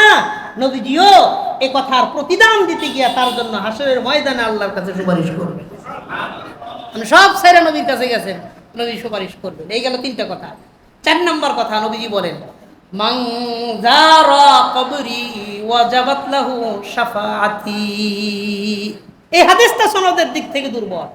নবীজি বলেন যেই ব্যক্তি জীবনে একবার হলেও আমি নবীর কবরটা জিয়ারত করতে পারবে, রওজা জিয়ারত করতে পারবে, ওয়াজাবাত লাহু শাফাআতি, ওই ব্যক্তির জন্য সুপারিশ করা আমি নবীর দায়িত্ব হয়ে যায়। এক নম্বর, যে বেশি বেশি লা ইলাহা ইল্লাল্লাহ পড়বে। 2, আযানের পরে যে ব্যক্তি দোয়াটা পড়বে। 3, যে ব্যক্তি মদিনায় বসবাস করে মদিনায় ইন্তেকাল করবে। 4, যে ব্যক্তি রাসূলের রওজা জিয়ারত করবে। আল্লাহ যেন আমাদের সবাইকে জীবনে একবার হলেও রাসূলের রওজা জিয়ারতের তৌফিক দান করেন, বলেন আমিন। এই গেল 4 শ্রেণী। আর 4 শ্রেণী নবীজি বলেছেন তারা আমার সুপারিশ পাবে না। 1 নম্বর, যেই ব্যক্তি ক্ষমতা পাওয়ার পরে জুলুম করে। 2 নম্বর, যেই আলেম এলেম পাওয়ার পরে অহংকার করে। এলেম অহংকারের জিনিসটা, এটা বিতরণের জিনিস। 3 নম্বর, যেই ব্যক্তি বিদআতি কর্মকাণ্ডে জড়িয়ে যায়। 4 নম্বর, যেই ব্যক্তি নবীজির শাফাআতের যোগ্যতাকে অস্বীকার করে। মান কাযযাবা বিশ-শাফাআ লাম তানালু লাহু মিনহা নাসীব, যেই ব্যক্তি আমার শাফাআতের যোগ্যতাকে অস্বীকার করবে সে আমার শাফাআত থেকে কোনো হেস্তা পাবে না, অংশ পাবে না। তাহলে জালেম, অহংকারী আলেম, যেই ব্যক্তি বিদআতি কর্মকাণ্ডে জড়িয়ে যায় এবং যেই ব্যক্তি নবীজি সাল্লাল্লাহু আলাইহি ওয়াসাল্লাম শাফাআতের যোগ্যতাকে অস্বীকার করে, এই 4 শ্রেণীর ব্যক্তিকে নবীজি সুপারিশ করবেন না। এখানে একটা গুরুত্বপূর্ণ জিনিস, এই জন্য এটা সংক্ষেপ করলাম, যেই ব্যক্তি বিদআতি কর্মকাণ্ডে জড়ায়া যায়, এই দ্বিতীয় পয়েন্টটা মনে রেখে। বুখারীর একটা হাদিস, বুখারী শরীফের 17 জায়গায় 17 বার ইমাম বুখারী হাদিস উল্লেখ করেছেন। বাবুল হাসরের মধ্যে, বাবুল কাউসারের মধ্যে তিনি বলেন, নবীজি সাল্লাল্লাহু আলাইহি ওয়াসাল্লাম বলেছেন, ওয়া ইন্নাহু সায়ুজাউ বিরিজালিন মিন উম্মতি ইয়াউমাল কিয়ামাহ, কিয়ামতের দিন আমি যখন হাউজে কাউসারের পানি আমার উম্মতদেরকে আমি যখন পান করাইতে থাকব, বিশাল আকারের একটা দল আমার সামনে আসবে, আনা আরিফুহুম ওয়া হুম ইয়ারিফুনানি, আমিও তাদেরকে চিনবো, তারাও আমাকে চেনে। হঠাৎ করে সুম্মাখতুলিজু দুনি, তাদের মাঝে আর আমার মাঝে একটা পর্দা ফালাইয়া দেওয়া হবে। আমি আল্লাহ তাআলার কাছে ডেকে ডেকে বলবো, আল্লাহ আসহাবি আসহাবি, এরা তো আমার উম্মত, এরা তো আমার উম্মত, তাদেরকে আমি হাউজে কাউসারের পানি পান করাইতে চাই। আল্লাহ তাআলা জবাব দিয়ে বলবেন, ইন্নাকা লা তাদরি মা আহদাসু বাদাক, নবী আপনি জানেন না আপনার ইন্তেকালের পরে এরা দিনের মধ্যে কি কি পরিবর্তন করেছে। বিদআতি কর্মকাণ্ডে জড়ায় গেছে, দিনের মধ্যে পরিবর্তন ঘটায় দিছে। সুতরাং এই সমস্ত মানুষ আপনার হাতে হাউজে কাউসারের পানি পান করার উপযুক্ত নয়। নবীজি বলবেন, সুহকান সুহকান লিমান বাদদালা বাদি, সুহকান সুহকান লিমান গায়্যারা বাদি, যে আমি রেখে আসা দ্বীনকে পরিবর্তন করেছো, দ্বীনের মধ্যে সংযোজন বিয়োজন করেছো, বিদআত করেছো, আজকে আমার কাছ থেকে দূর হয়ে যাও, তোমাদেরকে আমি হাউজে কাউসারের পানি পান করাবো না। বিদআতে তোমার অর্থ হাউজে কাউসারের কিনারায় যাবে, নবী পানি পান করাইতে যাইবেন, আল্লাহ মাঝখান দিয়ে পর্দা ফালাইয়া দিবেন, সুম্মাখতুলিজু দুনি, তাদের আর আমার মাঝে একটা পর্দা ফালাইয়া দিবেন টস করে। তো আল্লাহ জিজ্ঞাসা করেন, তারা তো আমার উম্মত, আহুম ইয়ারিফুনানি ওয়া আনা আরিফুহুম, তারা আমারে চেনে, আমি তাদেরকে চিনি, যে যারা আমার উম্মত। আল্লাহ বলবেন, ইন্নাকা লা তাদরি মা আহদাসু বাদাক, আপনার মরার পরে এরা কি পরিমাণ বেদাত করছে আপনি কল্পনাও করেন নাই। বিদআতি কর্মকাণ্ড করব না, বলেন ইনশাআল্লাহ। বিদআত ছাড়বো, সুন্নাত ধরবো, বলেন ইনশাআল্লাহ। আমার সাথে আরেকবার বলেন, বিদআত ছাড়বো, সুন্নাত ধরবো। যেমন আজকে রবিউল আউয়াল মাসের 11 তারিখ, অলরেডি 12 তারিখ শুরু হয়ে গেছে মাগরিবের পর থেকে, আগামীকাল রবিউল আউয়াল মাসের 12 তারিখ, জশ্নে জুলুসে ঈদে মিলাদুন নবী সুন্দর করে পালন করে, নাম দিছে সুন্দর, জশ্নে জুলুসে ঈদে মিলাদুন নবী, কয়েকটা শব্দ, মিলাদুন নবী, সহজ কথা বুঝছেন। আমরা প্রোগ্রামের নাম দিছি সিরাতুন নবী সাল্লাল্লাহু আলাইহি ওয়াসাল্লাম, মিলাদুন নবী নাম দেই নাই, সিরাতুন নবী নাম দিয়েছি। কেন? মিলাদ শব্দের অর্থ হলো জন্ম, মিলাদ জন্ম, বাংলাতে কই জন্ম, আরবিতে কয় মিলাদ। এই জন্য সৌদি আরবের ভিসা, পতাকা, পাসপোর্টে লেখা থাকে তারিখুল মিলাদ, মানে জন্ম তারিখ। তাহলে মিলাদ শব্দের অর্থ হলো জন্ম। বলেন মিলাদ শব্দের অর্থ কি? জন্ম। মিলাদুন নবী মানে নবীজির জন্ম, জন্ম। আর একটা হলো জীবনী, সিরাতুন নবী অর্থ হলো নবীজির জীবনী সাল্লাল্লাহু আলাইহি ওয়াসাল্লাম। সিরাতুন নবী মানে নবীজির জীবনী, আর মিলাদুন নবী মানে নবীজির জন্ম। জন্ম বিষয়টা কখনো পালনীয় হতে পারে না, সেটা আলোচ্য বিষয় হতে পারে। নবীজির পালনীয় বিষয় হলে সেটা জীবনীতে পালনীয় হবে। জন্ম কখনো পালনীয় হয় না, জন্মটা আলোচ্য বিষয় হতে পারে। কথা বলে। এবং এই যে সিরাতুন নবী নামে বিশাল বড় বড় প্রোগ্রাম করে, আয়োজন করে, জুলুস করে, ডেক পাতিলে বিরিয়ানি রান্না করে, মিষ্টি বিতরণ করে, এই বিষয়টা ইসলামের মধ্যে নতুন উদ্ভাবিত বিষয়ের মতো, বিদআতের মতো। কেমনে কি? আমি একটু সংক্ষেপে আপনাদের শুধু একটু টাচ দিই, এরপরে কিছু সুন্নাতের কথা বলবো।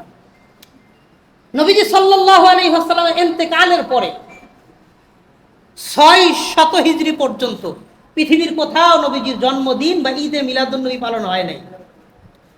604 হিজরিতে ইরাকের ইরবিল প্রদেশের মসুলিন শহর, একটা শহরের নাম ইরবিল প্রদেশ, মসুলিন শহরের আবু সাইদ মুজাফফর কাউকারি, কেউ কেউ বলেন কুকুর বুগি, তার নাম ছিল আবু সাঈদ মুজাফফর, একজন বাদশার নাম আবু সাঈদ মুজাফফর। বলেন এই বাদশার কি নাম ছিল? 604 হিজরি। এই দুইটা সংখ্যা মুখস্থ করেন, 604। বলেন কয়শো কত হিজরি? 604 হিজরিতে ইরাকের এক বাদশা আবু সাঈদ মুজাফফর তার নাম।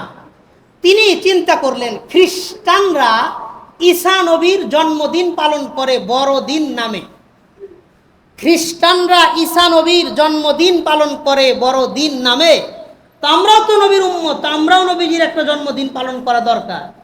এই চিন্তা ভাবনা করে আবু সাঈদ মুজাফফর কুকুরবুগি তিনি 12 রবিউল আউয়ালকে সামনে রেখে একটা গম্বুজ বানাইলেন, বিশাল বড় একটা প্রাসাদের মতন তৈরি করলেন, বাঁশ এবং পতাকা এবং কাপড় দিয়ে 12 তলা বিশিষ্ট।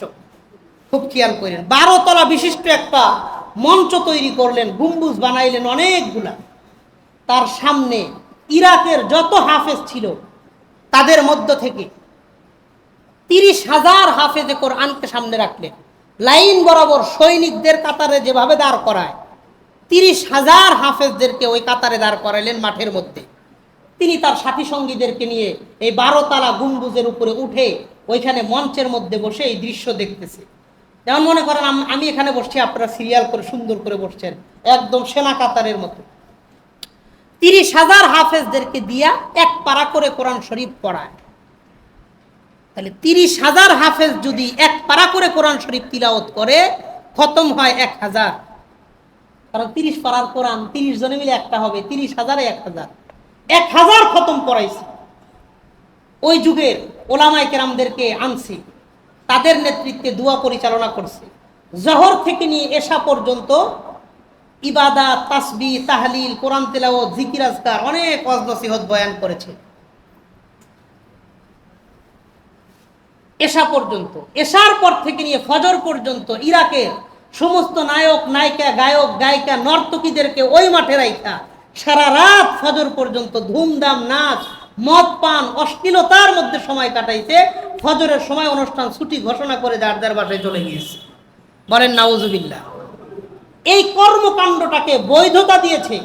দেখেন, রাষ্ট্রীয় কাজ, ধর্মীয় কাজ রাষ্ট্রীয়ভাবে করতে হলে ওলামায়ে কেরাম লাগে। আলেম ছাড়া ধর্মীয় কাজ রাষ্ট্রীয় লেভেলে করলে সর্বজন গ্রহণযোগ্য হয় না। ওই যুগের একজন আলেম তিনি এই ব্যাপারে ফতোয়া দিয়েছিলেন। তার নাম ছিল আবুল খত্তাব ওমর ইবনে দিহিয়া। আবুল খত্তাব ওমর ইবনে দিহিয়া এই আলেম, তিনি মিলাদুন নবীর অনুষ্ঠানকে বৈধতা দিয়ে ফতোয়া ঘোষণা করে। আবুল খত্তাব ওমর ইবনে দিহিয়াকে লিসানুল মিজান কিতাবের মধ্যে ইবনু হাজার আসকালানী রাহিমাহুল্লাহ তিনি এই আবুল খত্তাব ওমর ইবনে দিহিয়া সম্পর্কে লিখেছেন। খুব মনোযোগ দেন। তিনি বলেন, এই যে আলেম আবুল খত্তাব ওমর ইবনে দিহিয়া, তার চরিত্র কেমন? তিনি বলেন, কাসীরুল ওয়াকিআতি ফিল আইম্মাতি ওয়াস সালাফি মিনাল উলামা। এই আবুল খত্তাব ওমর ইবনে দিহিয়া ওলামায়ে কেরামের ব্যাপক সমালোচনা করত। খবিসুল লিসান, তার মুখের ভাষা ছিল খারাপ। শাদীদুল কিবরি, লোকটা ছিল অহংকারী। 1 নম্বর আলেমদের সমালোচনা করত, 2 মুখের ভাষা খারাপ ছিল, 3 নম্বর কঠিন অহংকারী ছিল। মুতাহাউনা, অত্যন্ত অলস প্রকৃতির ছিল। তো বিদআতের যিনি পৃথিবীর মধ্যে 604 হিজরিতে ঈদে মিলাদুন নবীর বিদআত যিনি আবিষ্কার করেছে, আবুল খত্তাব ওমর ইবনে দিহিয়া, তার সম্পর্কে লিসানুল মিজানে ইবনু হাজার আসকালানী বলেন তিনি গালিবাজ ছিল। ওলামায়ে কেরামদেরকে গালাগালি করত, ওলামায়ে কেরামের সমালোচনা করত। এই জন্য বাংলাদেশেও দেখবেন যারা বেদআতি মৌলবী আছে, তারা হক্কানি কওমি ওলামায়ে কেরামের সাথে যখন দলিল দিয়ে না পারে তখন গালাগালি শুরু করে দেয়। কারণ কোরআন হাদিসের পাশাপাশি গালাগালিও তাদের একটা দলিল। আল্লাহ আমাদের বোঝার তৌফিক দান করে। এখন আমি কয়েকটা প্রশ্ন করি। হুজুর খালি বিরুদ্ধে কইতেছেন, মানুষের বিরুদ্ধে না, একটু মাথাটা ঠান্ডা মাথা দিয়ে বোঝেন। যদি নবীজি সাল্লাল্লাহু আলাইহি ওয়াসাল্লামের জন্মদিন পালন করার মতন বিধান হইতো, নবীর জন্ম মক্কায়, এই 1400 বছরে আজকেও মক্কাতে জন্মদিন পালন হয় না কেন? মক্কা থেকে মুসলমান নাই? কথা বলেন। নবীর মৃত্যু মদিনায়, নবীর ইন্তেকাল মদিনায়, মদিনাতে নবীজির জন্মদিন পালন হয় না কেন? কথা বলেন। কোন একজন সাহাবী নবীর জন্মদিন পালন করলেন না কেন? আজকে কষ্ট লাগে, মুসলমানরা নবীজির জন্মদিন নামে কেক বানায়, কেক বানায় কয় হ্যাপি বার্থডে ইয়া রাসূলুল্লাহ, হ্যাপি বার্থডে ইয়া রাসূলুল্লাহ। নাউজুবিল্লাহ কইতেন না? কত বড় ধৃষ্টতা! বিদআতকে তারা ইবাদত হিসেবে উদযাপন করে। নবীর জন্মদিনকে সামনে রেখে কেক কাটে, কেক বিশাল বড় জিলাপি বানায় 40 কেজি ওজনের, 50 কেজি ওজনের জিলাপি বানায়, ওই জিলাপি দিয়ে জিলাপি কাটে আর আনন্দ মিছিল করে আর বলে হ্যাপি বার্থডে ইয়া রাসূলুল্লাহ। আল্লাহ আমাদের বোঝার তৌফিক দান করে। প্রথম প্রশ্ন, নবীর জন্ম যেখানে মক্কায় সেখানে নবীর জন্মদিন হয় না কেন? নবীর ইন্তেকাল যেখানে মদিনায়, মদিনায় নবীজির জন্মদিন পালন হয় না কেন? দুইটা কথা। 3 নাম্বার, কোনো একজন সাহাবী নবীজির জন্মদিন পালন করেন নাই কেন? আবু বকর, ওমর, ওসমান, আলী, তাদের চাইতে কি তোমার অন্তরে নবীজির ভালোবাসাটা বেশি? কোনো একজন আদনা দরজার সাহাবীও কোনোদিন নবীজির জন্মদিন পালন করেন নাই। 4 নাম্বার, কোনো একজন তাবেঈ পালন করেন নাই কেন? 5 নাম্বার, তাবায়ে তাবেঈন, যাদের যুগ আমাদের জন্য দলিল, যাদের যুগকে আমরা অনুসরণ করি, তারা পালন করলেন না কেন? বলো। যে জিনিসটা 604 হিজরিতে প্রথম হয়, ওই বাদশাহ আবু সাইদ মুজাফফর কুকুরবুগি, তার ইন্তেকাল হয়েছে 630 হিজরিতে। আবুল খাত্তাব ওমর ইবনে দিহিয়া যেই মৌলবী ফতোয়া দিয়েছিল, ওই মৌলবী ইন্তেকাল করেছে 634 হিজরিতে। যেই জিনিসের জন্ম 604 হিজরিতে, ওই জিনিস কখনো দিন ইসলামের সুন্নত হতে পারে না। সেটা ইসলামের বাইরের জিনিস, সেটা বিদআতি মার্কা জিনিস। আল্লাহ আমাদের বোঝার তৌফিক দান করেন। এই কয়েকটা প্রশ্ন। আর একটা প্রশ্ন আপনাদেরকে করে যায়, সেটা হলো যারা নবীজির জন্মদিন পালন করে 12 রবিউল আউয়াল, অথচ নবী সাল্লাল্লাহু আলাইহি ওয়াসাল্লামের জন্ম হয়েছে 570 খ্রিস্টাব্দের এপ্রিল মাসের 20 তারিখ। খুব সুন্দর করে মনে রাখেন, 570। 500 কত? বাংলাদেশে একটা সাবান আছে, সাবান 570 আসেনি? ওই কোম্পানির মালিক নবীজির জন্ম সালকে, জন্ম সনকে স্মরণীয় করে রাখার জন্য তার সাবানের নাম দিয়েছিল 570 সাবান। কাকুর কাছে, আচ্ছা, আমি এই সাবান কখনো দেখি নাই, বা দেখলেও মনে নাই যে এই সাবানটাই 570 সাবান। আসেনি? দেখছেন আপনারা? নবীজির জন্ম সাল কোনটা? এখন তো 2026 সাল। তো নবীজি জন্মগ্রহণ করেছেন 570 খ্রিস্টাব্দে, 570 সালে। 570 খ্রিস্টাব্দে নবী সাল্লাল্লাহু আলাইহি ওয়াসাল্লাম থেকে 1500 বছর আগে, প্রায় 1600 বছরের কাছাকাছি সময়। 570 খ্রিস্টাব্দে 20 এপ্রিল, ওই সময় ছিল রবিউল আউয়াল মাসের 8 তারিখ। 20 এপ্রিল সোমবারের দিন জন্ম। আর তারা যে বলে 12 তারিখ নবীজির জন্ম, 12 তারিখ ছিল শুক্রবারের দিন। তা আপনারা বলেন 12 তারিখ শুক্রবার, 8 তারিখ সোমবার, নবীর জন্ম কি শুক্রবারে না সোমবারে? তো বিশুদ্ধ তারিখ অনুযায়ী নবীজির জন্ম হয় রবিউল আউয়াল মাসের 8 তারিখ, 12 তারিখ নয়। কারণ নবীজির জন্ম শুক্রবারে না, নবীজির জন্ম সোমবারে। নবীজি সারা জীবন সোমবারে রোজা রেখেছেন এবং বলেছেন ফিহি উলিদতু ফিহি বুইস্তু, রমজান এই সোমবারের দিনে আমি দুনিয়াতে আসছি, সোমবারের দিনে আল্লাহ আমাকে নবুয়ত দিয়েছেন, এই জন্য আমি শুকরিয়া হিসেবে সারা জীবন জন্ম নিয়েছি সোমবারে, রোজা রাখি সোমবারে। তুমি ভণ্ড যদি জন্মদিন পালন করতে হয়, সারা বছর সোমবারে রোজা রাখ বেটা। নবীজি সারা বছর রমজানে সোমবারে রোজা রাখছে, একদিন কেক কাইটা কখনো জন্মদিন পালন করেন। ও, এটা মিষ্টি খাওয়ান যায় সহজ, এর লেগে ওটা ভালো লাগে, আর রোজা রাখা কঠিন, এই জন্য এটা ভালো লাগে না। নবীজি তার জন্মদিনকে কেন্দ্র করে একটা রোজাই রাখতেন সোমবারের দিন, আর একটা রোজা রাখতেন বৃহস্পতিবারের দিন। সারা জীবনের মামুল ছিল। এখনো মক্কা মদিনায় সোমবার আর বৃহস্পতিবারে আমল হয়, সোমবার আর বৃহস্পতিবারে রোজা রাখা হয়। মক্কাতেও রাখা হয়, মদিনাতেও রাখা হয়। স্পেশাল ইফতারির ব্যবস্থাও এই 2 দিন করা হয়। তো আমরা বিদআত করব না, বলেন ইনশাআল্লাহ।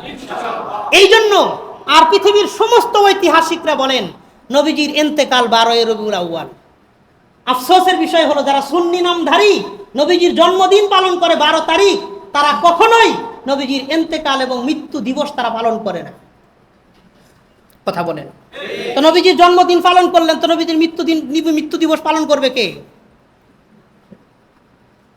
আমাদের তো বাংলাদেশে যে সমস্ত নেতা খাতাদের জন্মদিনও পালন হয়, শোক দিবসও পালন হয়। কথা বলেন। তো নবীজির জন্মদিন পালন করলেন, তো নবীজির ইন্তেকাল দিবস পালন করবেন কবে? কারণ নবীজি 12 রবিউল আউয়াল মারা গেছেন। তাদের কথা যদি সঠিক হয়, নবীজি 12 রবিউল আউয়াল জন্মগ্রহণ করেছেন 12 তারিখ, তাহলে ইন্তেকালও করেছেন 12 তারিখ। একদিন আপনার সন্তান হয়েছে, ওইদিকে আপনার বাবা মারা গেছে। একই দিনে আপনার সন্তান হয়েছে, আবার একই দিনে আপনার আব্বা মারা গেছে। আপনি হাসবেন না কাঁদবেন? কথা বলেন।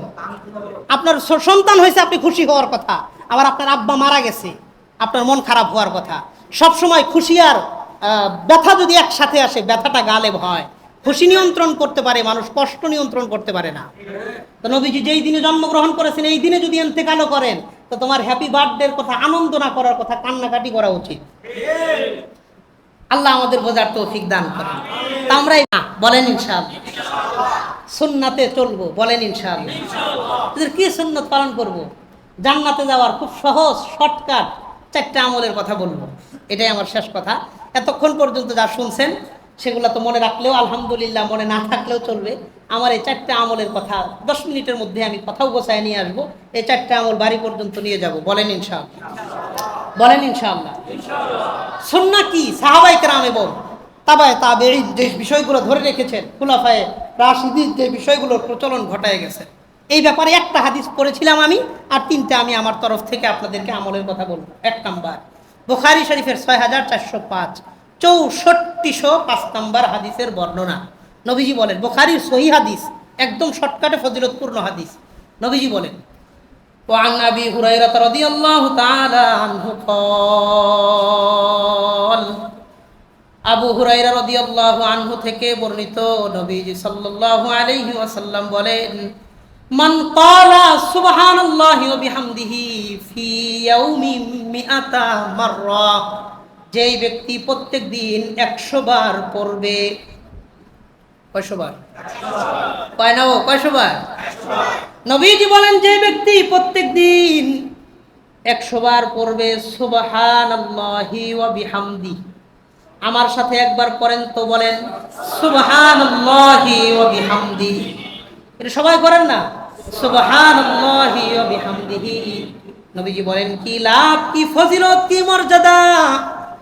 নবীজি বলেন, হুত্তাত খাতায়াহু ওয়া ইন কানাত মিসলা জাবাদিল বাহরি, তার গুনাহ যদি সমুদ্রের ফেনা পরিমাণ হয়, তারপরেও সব গুনাহ খাতা আল্লাহ তাআলা মাফ করে দেন।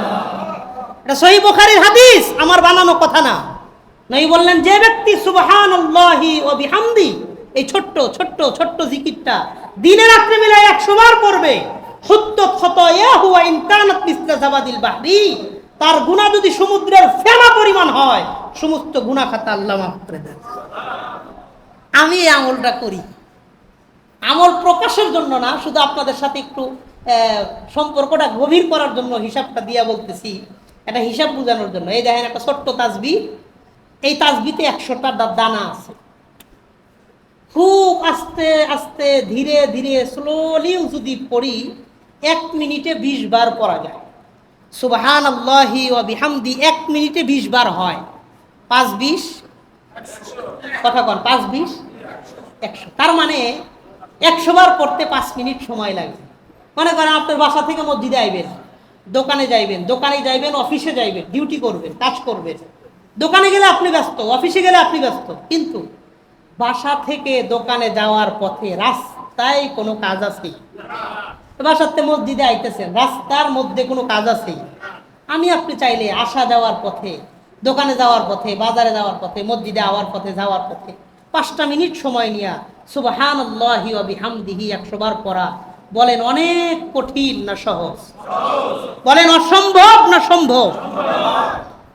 তাহলে আজকে থেকে নিয়ত করেন, সুবহানাল্লাহি ওয়া বিহামদি দিনে রাত্রে যে কোনো সময় 5টা মিনিট সময় নিয়া প্রতিদিন মৃত্যুর দিন পর্যন্ত এই আমল করব, বলেন ইনশাআল্লাহ।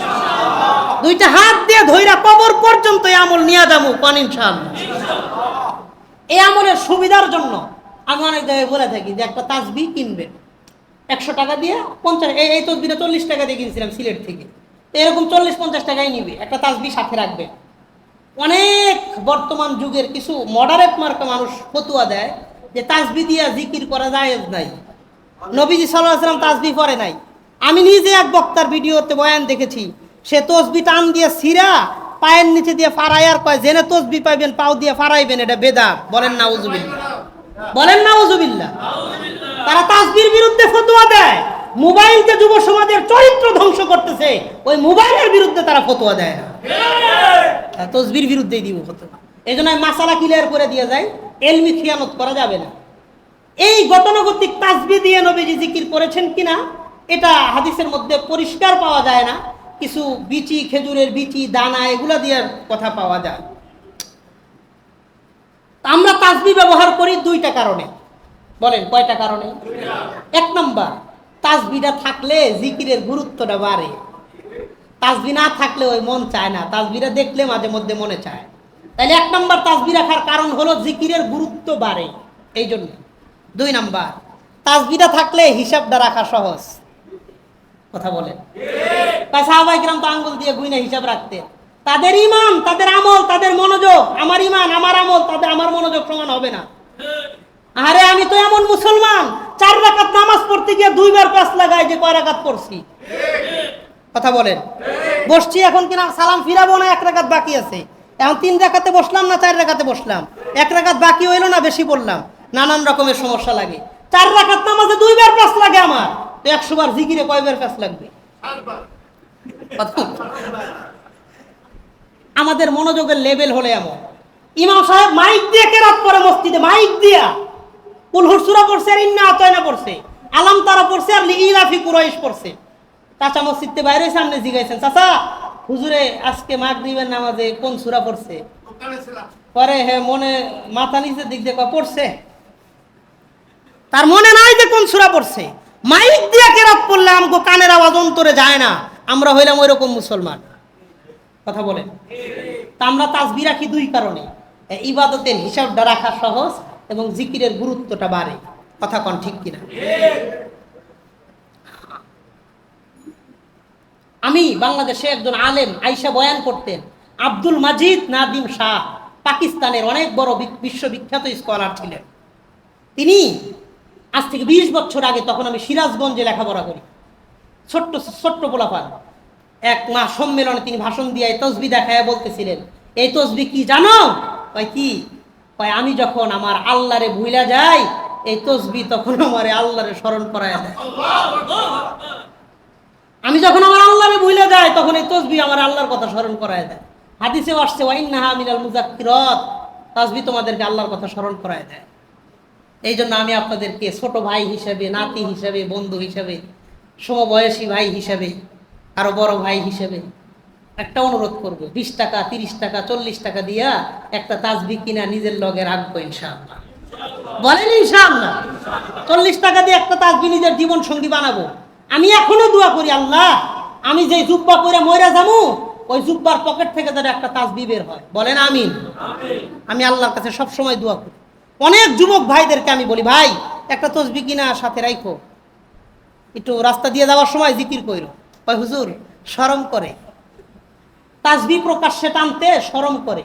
আমি বলি, আরে তোমার মতন এমন যুবক রাস্তা দিয়ে বিড়ি টানতে টানতে যায়, সিগারেট টানতে টানতে যায়, আর বিড়ি আর সিগারেট টানতে শরম করে না, তোমার আমার তাসবিহ টানতে শরম লাগে? মনে করবা ঈমানটা দুর্বল হয়ে গেছে। গুনাহ করতেছে লজ্জা পাইতেছে না, আমি তুমি ইবাদত করবো লজ্জা পাইতেছি। এই জন্য আমার 2টা কথা, একটা জিকির মুখে, একটা তাসবিহ হাতে। বলেন ইনশাআল্লাহ। একটা তাসবিহ কিনবেন, এই নিয়ত তো করতে পারি তো ইনশাআল্লাহ? করতে পারিনি ইনশাআল্লাহ? আল্লাহর হাতটা দেখায় দেন ইনশাআল্লাহ। রাজি আছেন নি ইনশাআল্লাহ? আল্লাহ কবুল করেন, কোন আমিন। আমি এটা আরেকটা আলামত হিসেবে দেখি। মনে করেন পৃথিবী, বাংলাদেশের বিভিন্ন জাতি উপজাতির লোক বসবাস করে। খাগড়াছড়ি, কক্সবাজার, টেকনাফ, মহেশখালী, বান্দরবন, কোনো এক এলাকায় গেছেন, বড় ধরনের কোন রোড অ্যাক্সিডেন্টে মারা গেছেন, অঙ্গ প্রত্যঙ্গ নষ্ট হয়ে গেছে, মুসলমান কিনা চেনার কোনো আলামত নাই। হিন্দু, বৌদ্ধ, খ্রিস্টান বিভিন্ন এলাকায় গিয়া ইন্তেকাল করেছে। ওই সময় যদি আমার আপনার পকেটে একটা তাসবিহ থাকে, আল্লাহর কসম করে বলতে পারি, কোনো দলিল, প্রমাণ, আলামত, চিহ্ন কিচ্ছু লাগবে না। এই তাসবিহ সেদিন সাক্ষী দিবে যে লোকটা মুসলমান ছিল। কারণ পৃথিবীতে যত জাতি উপজাতি আছে, হিন্দু, বৌদ্ধ, খ্রিস্টান, চাকমা, ত্রিপুরা, বং, খাসিয়া, চাক, লুসাই, খই, বুড়ো, মরু, মারমা, চংচইঙ্গাই, মণিপুরা, সাঁওতাল, হাজং, যত জাতি উপজাতি পৃথিবীতে আছে না কেন, একমাত্র মুসলমান ছাড়া কোন ধর্মের মানুষ তাসবিহ ব্যবহার করে না। এই জন্য একটা তাসবিহ ঈমানের আলামত হিসেবে, জিকিরের সঙ্গী হিসেবে একটা তাসবিহ নিজের সাথে রাখবো। বলেন ইনশাআল্লাহ। এই গেল 2টা কথা। 3 নাম্বার, নবীজি সাল্লাল্লাহু আলাইহি ওয়াসাল্লাম মুআজ ইবনে জাবাল রাদিয়াল্লাহু আনহু হাত ধরছে, ধরার পরে বলতেছে, ইয়া মুআজ ওয়াল্লাহি ইন্নী লা উহিব্বুক, মুআজ আমি তোমারে অনেক ভালোবাসি। সুবহানাল্লাহ। আবু দাউদ শরীফের 1522 নম্বর হাদিস, 1522 নম্বর হাদিস। হাদিসটা একটু মজার হাদিস, শোনেন। মুআজ ইবনে জাবাল বলেন, আখাযা বিয়াদি, নবীজি আমার হাত ধরছেন। ফাকালা ইয়া মুআজ ওয়াল্লাহি ইন্নী লা উহিব্বুক, আমি তোমারে ভালোবাসি। এই কথাটা নবীজি দুইবার বলেছেন। দেখেন, সাহাবী নবীরে বলেন নাই, নবীজি সাহাবীকে বলতেছেন, মুআজ আমি তোমাকে ভালোবাসি তো, উসিকা বিশাইইন, আমি তোমাকে একটা ওসিয়ত করতেছি, আমার ভালোবাসার দাবি থেকে আমি তোমাকে একটা ওসিয়ত করতেছি। কি? লা তাদাআন্না ফি দুবুরি কুল্লি সালাতিন মাকতুবাতিন তাকুল আল্লাহুম্মা আইন্নি আলা যিকরিকা ওয়া শুকরিকা ওয়া হুসনি ইবাদাতিক। মুআজ আমি তোমাকে ভালোবাসি, আল্লাহর জন্য ভালোবাসি, আমি তোমাকে ভালোবাসার দাবি থেকে একটা ওসিয়ত করতেছি, তুমি 5 ওয়াক্ত নামাজের পরে কখনোই এই দোয়াটা ছাড়বা না, তরক করবা না। আল্লাহুম্মা আইন্নি আলা যিকরিকা ওয়া শুকরিকা ওয়া হুসনি ইবাদাতিক। আমার সাথে এই দোয়াটা সবাই একবার কোন, বলেন, আল্লাহুম্মা আইন্নি আলা যিকরিক ওয়া শুকরিক ওয়া হুসনি ইবাদাতিক। নবীজি বললেন, মুআজ আমি তোমারে ভালোবাসি, ভালোবাসা তোমার একটা ওসিয়ত করলাম, কি? 5 ওয়াক্ত নামাজের পরে এই দোয়াটা কখনো ছাইরো না। আমরাও সাধ্যমতো মা বোন যারা কথাগুলো শুনতেছেন, এই দোয়াটা প্রতিদিন পড়বেন। তাহলে সুবহানাল্লাহি ওয়া বিহামদিহি দিনে 100 বার, আল্লাহুম্মা আইন্নি আলা যিকরিক ওয়া শুকরিক ওয়া হুসনি ইবাদাতিক দিনে 5 ওয়াক্ত নামাজের পরে 5 বার বলেন ইনশাআল্লাহ। একটা তাসবিহ সাথে রাখবো, বলেন ইনশাআল্লাহ। আমার শেষ কথা এবং সবচাইতে জরুরি কথা, আশরাফ আলী থানভী রহিমাহুল্লাহ তিনি বলেছেন, ওই প্রথম কথা বলেছি, ঈমান নিয়ে কবরে যাব, এটা হলো আমাদের মিশন। ফরমালিটি কি হুজুর, কিভাবে সম্ভব? থানভী রহিমাহুল্লাহ, এক ব্যক্তি থানভী রহিমাহুল্লাহর কাছে চিঠি লিখলেন, হযরত আমি আমার ঈমান নিয়ে কবরে যেতে চাই, আমার করণীয় কি? থানভী রহিমাহুল্লাহ বললেন, শোনো। তিনি ওই চিঠির জবাবে লিখলেন, যে কোনো সময় পূত পবিত্রতা অর্জন করে 2 রাকাত নামাজ সালাতুল হাজত পড়বেন, পড়ার পরে আল্লাহ তাআলার কাছে মোনাজাতে বলবেন, আল্লাহ লা ইলাহা ইল্লাল্লাহু মুহাম্মাদুর রাসূলুল্লাহ, এই কালিমায়ে তাওহীদ আমি আপনার কাছে আমানত রাখলাম, আমার মৃত্যুর সময় আপনি আমার কাছে ফিরাইয়া দিবেন। থানভী রাহিমাহুল্লাহ বলেন, আল্লাহ মানুষের আমানতের খিয়ানত করবেন না, ইন্নাহু লা ইউহিব্বুল খাইনিন, তিনি খিয়ানতকারীদেরকে পছন্দ করেন না। আমি যদি আল্লাহর কাছে কোনো জিনিসকে আমানত রাখি, অবশ্যই অবশ্যই আল্লাহ ওই আমানত আমার কাছে ফিরিয়ে দিবেন। এই জন্য 2 রাকাত নামাজ যে কোনো সময় আমি আপনার সময় পাই, সারা জীবনে যখন মনে চায়, আর যেই সময় আপনি সুযোগ পান, পূত পবিত্রতা অর্জন করে দিনে বা রাত্রে 2 রাকাত সালাতুল হাজত নামাজ পড়ে মোনাজাতে বলবো, আল্লাহ লা ইলাহা ইল্লাল্লাহু মুহাম্মাদুর রাসূলুল্লাহ, এই কালিমায়ে তাওহীদ আমি আপনার কাছে আমানত রাখলাম, আমার মৃত্যুর আগ মুহূর্তে আপনি আমাকে এই কালিমা ফিরিয়ে দিবেন। এই আমলটা করব, বলেন ইনশাআল্লাহ, বলেন ইনশাআল্লাহ। এই যে শুক্রবার আসতেছে, এই শুক্রবারের মধ্যেই আগামী 3 দিনের মধ্যে যে কোনো সময় 2 রাকাত সালাতুল হাজত নামাজ পড়ে আল্লাহর কাছে ঈমানের কালিমাটা আমানত রাখবো। আল্লাহ আমানতদারিকে পছন্দ করেন, আল্লাহ আদেশ করেন তোমরা আমানতকে তাদের আহালদের কাছে পৌঁছায় দাও। আশাবাদী বিশ্বাস করা যায়, ঈমানের মৃত্যুর আগ মুহূর্তে ঈমানের কালিমা আমার আপনার কাছে ফেরত দিবেন কে? আল্লাহ। এই 3 দিনের মধ্যে এই কাজটা আমরা করব, বলেন ইনশাআল্লাহ। এই মন থাকবো নি আপনাদের, মনে থাকবো নি ইনশাআল্লাহ। কোনোদিন যদি কোথাও আশপাশে কোনো জায়গায় কোনো মাহফিলে ঢাকা মাকা যেই জায়গায় হোক দেখা হয়, ওই দিন একটা তাসবিহ সাথে নিয়ে মুসাফা করে বলবেন, হুজুর আমনে সিরাতুন নবী সাল্লাল্লাহু আলাইহি ওয়াসাল্লামের ইসলাহি প্রোগ্রামে আইসা জামিয়া ফারুকিয়া একটা কথা কইছিলেন, দিনে 100 বার সুবহানাল্লাহি ওয়া বিহামদিহি, এই ছোট্ট জিকির মাত্র 5 মিনিট লাগে, আর একটা তাসবিহ সাথে। হুজুর আমি তাসবিহটা হাতে নিয়েছি, জিকিরটা মুখে নিয়েছি, এই কথা বইলা মুসাফা করে সাক্ষী বানাইবেন, যেন আপনার আমলের সাক্ষী আমি হতে পারি, আমার আমলের সাক্ষী আপনি হতে পারেন। একজন যেন আর একজন হাসরের মাঠে একটু কাজে লাগে ইনশাআল্লাহ। রাজি আছেন নি ইনশাআল্লাহ? 20 জন মানুষ তাসবিহ কিনবেন শুক্রবারে যে কোনো দোকান থেকে, এই আশা আমি রাখতে পারিনি ইনশাআল্লাহ। আবার একটু নিয়ত করেন ইনশাআল্লাহ। এই রাজি আছেন নি ইনশাআল্লাহ? আজকের এই মাহফিল থেকে এই পাশে 10 জন, এই পাশে 10 জন, 20 জন, মা বোনদের মধ্যে 10 জন, 30 জন মানুষও যদি তাসবিহওয়ালা হয় আর জিকিরওয়ালা হয়, সুন্নাহসম্মত সহিহ হাদিসের এই জিকিরটা ধরতে পারে, আমি মনে করি আজকের এই ইসলাহি মজলিস, ইসলাহি প্রোগ্রাম একটা সফল প্রোগ্রাম হবে ইনশাআল্লাহ। আমি আপনাদের সামনে 1 ঘন্টা 20 মিনিট কথা বললাম, 1 ঘন্টা 15 মিনিট কথা বললাম, অনেকগুলো বিষয় বললাম যে আল্লাহ তাআলা আমাদেরকে পৃথিবীর সমস্ত নবীর চাইতে দামি নবী দিয়েছেন। নবী আমাদের জন্য সুপারিশ করবেন। সুপারিশের জন্য উচিত বেদাত থেকে বেঁচে থাকা, সুন্নাতের পথে চলা। বিদআত থেকে বাঁচবো, কুফর শিরিক বিদআত 3টা থেকে বাঁচবো, সুন্নাহ মোতাবেক জীবন করব।